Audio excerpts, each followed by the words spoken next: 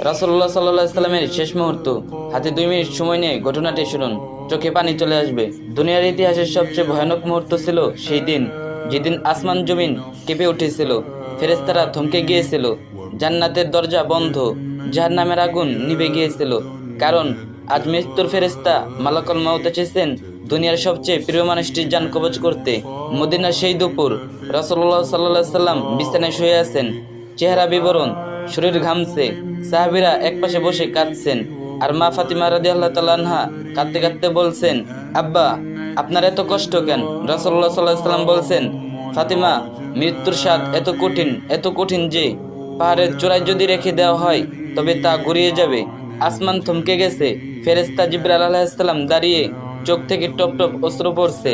এমন দৃশ্য কোনো ফেরেশতা জীবনে দেখেনি। মালাকুল মউত এসে সালাম করলেন, ইয়া রাসূলুল্লাহ সাল্লাল্লাহু আলাইহি ওয়াসাল্লাম,